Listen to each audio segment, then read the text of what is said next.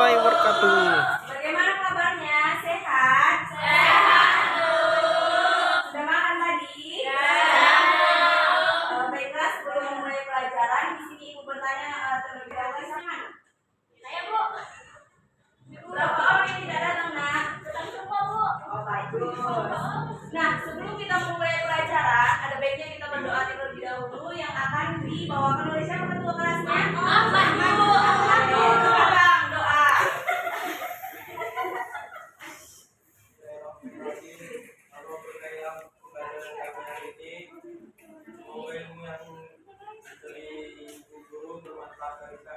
Amin.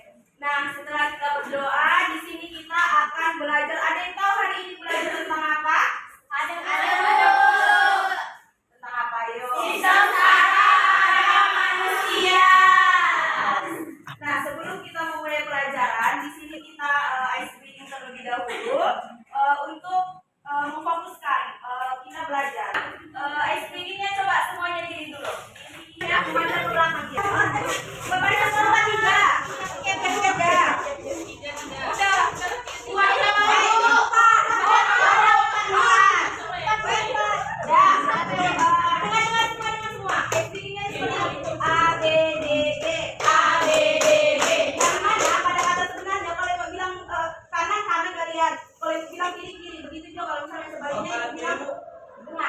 Kalau misalnya ibu bilang mundur, kalian sebaliknya ya. Kalau misalnya ibu bilang mundur, kalian maju. Oke? Paham pertanyaannya ya? Ya udah, geser ke mana lain? Ya, ayo kita mulai lagi ya. Kanan, kiri, depan, belakang, kanan, kiri, depan, belakang, kanan, kiri, depan, belakang.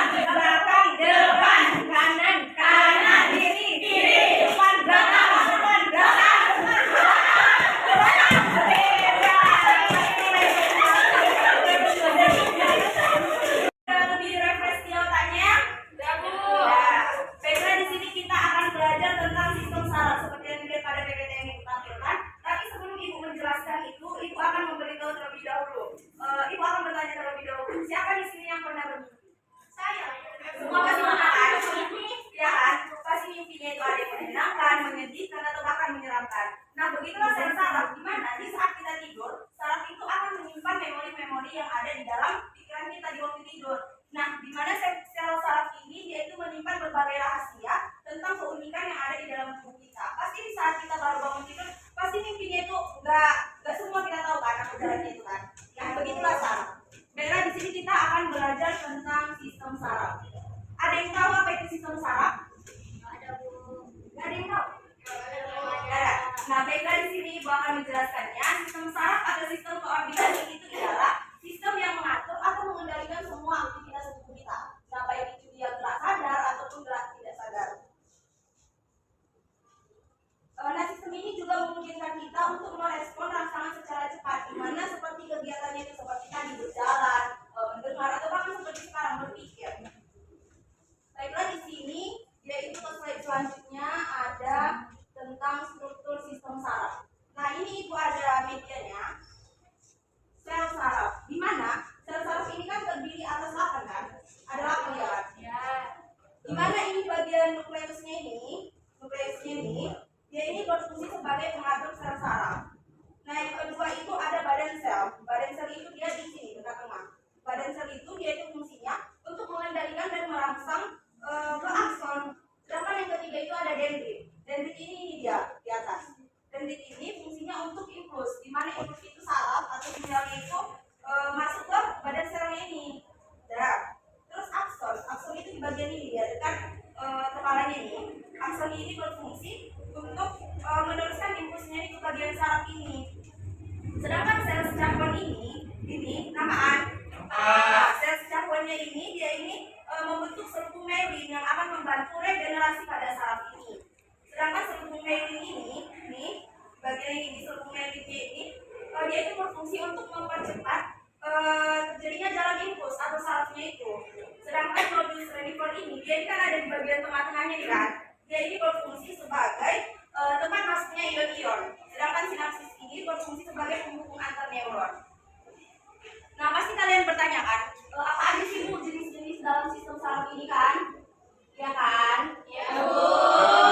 Nah, jenis dalam sistem saraf pada manusia ini terdiri atas 3. Yang pertama yaitu sel saraf. Nah, pengertian sel saraf ini atau sel neuron ini merupakan bagian utama dari sistem koordinasi, di mana dia ini berfungsi untuk mengatur dan mengendalikan tubuh kita, di mana sehingga terciptanya dia itu gerak. Nah, di bagian sel saraf ini juga dia terdapat impuls saraf. Impuls saraf itu dia itu rangsangan yang diterima oleh reseptor sehingga terjadinya itu gerakan. Nah, sedangkan jenis yang kedua, ada yang tahu apa jenis yang kedua? Sistem saraf pusat. Nah, sistem saraf pusat. Namanya aja kan udah pusat, berarti dia pusat pengendali dari semua sistem saraf. Nah, dia ini berfungsi untuk menerima rangsangan, baik itu rangsangan dari dalam tubuh ataupun dari luar tubuh. Sehingga dalam sistem saraf pusat ini terbagi lagi dia menjadi dua macam. Yang pertama yaitu ada otak. Kan otak ini kan terdiri atas 2 belahan. Ada otak kanan, ada otak kiri. Ada yang tahu apa fungsi otak kanan? Salah. Di sini ada yang tahu fungsi otak kanan? Untuk mengontrol tubuh bagian kiri, Bu. Ya, bagus. Sebaliknya juga begitu. Kalau dia otak kiri, dia itu berfungsi untuk mengendalikan tubuh bagian kiri. Nah, otak ini dia itu terbagi menjadi atas 4 macam. Yang pertama yaitu ada otak besar, di mana pada bagian otak besar ini terdiri atas beberapa lipatan yang juga semakin banyaknya lipatan maka seseorang itu akan semakin cerdas. Sedangkan pada bagian otak tengah dia itu sebagai tempat untuk mengontrol kegiatan tubuh kita. Kalau dia itu otak kecil, dia itu untuk menjaga keseimbangan. Misalnya nih kita berjalan di atas air, memang jalannya biar tubuh kita itu sudah seimbang jalannya. Sedangkan fungsi lanjutan ini di bagian yang ini nampak kan?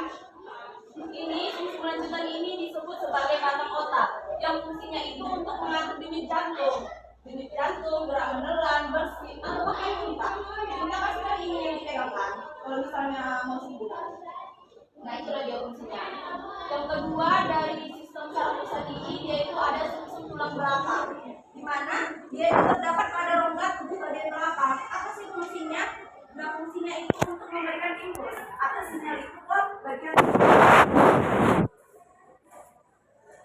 sedangkan yang ketiga yaitu sistem saraf tepi.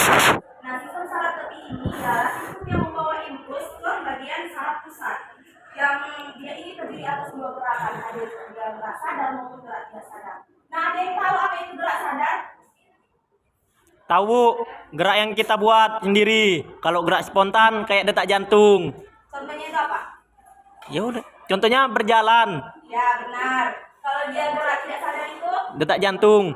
tidak jatuh. Nah, itu berbeda lagi ya. Kalau sistem saraf sadar itu aktivitas tubuh yang di bawah, yang kita ini bekerja di bawah sistem itu. Contohnya seperti berjalan, benar ya tadi yang kata Niki, seperti dia berjalan, mengambil pensil dan juga mengambil buku. Sedangkan gerak tidak sadar ini, dia ini disebut juga dengan gerak otonom, di mana dia itu geraknya itu terjadi secara otomatis. Contohnya nih, ketika debu masuk ke dalam mata, pasti otomatis mata kita akan kelilipan kan. Terus contohnya lagi ketika terkena ini air panas, pasti otomatis tangan kita akan mengibas kan. Nah, begitulah saraf. Nggak mengibas dia, karena panas ya kan. Sedangkan yang terakhir itu ada gangguan-gangguan yang terjadi pada sistem saraf. Ini perlu kalian ketahui. Yang pertama yaitu ada stroke.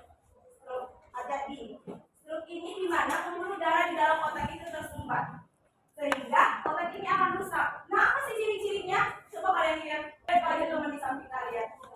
Ada yang berkata bahwa ciri-ciri dari stroke ini mukanya itu tidak simetris. Coba lihat.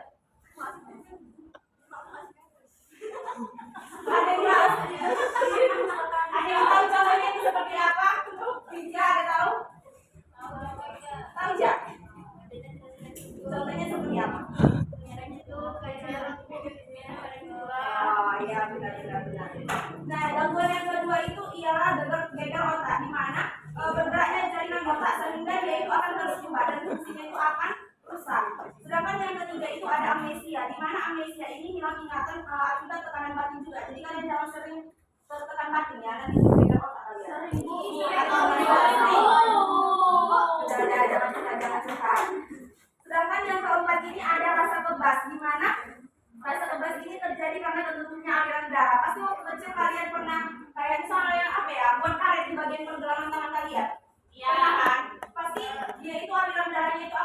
obat, tangannya itu akan putih jika dicubit juga nggak sakit, ya kan? Nah, baiklah setelah ibu menjelaskannya tadi, di sini ibu meminta dibagi menjadi 4 kelompok. Di sini ibu membagi KTP-nya ya, soal-soalnya.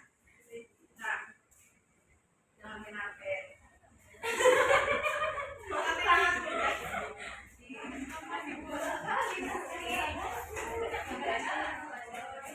Dan itu LKPD-nya itu dikerjakan di rumah.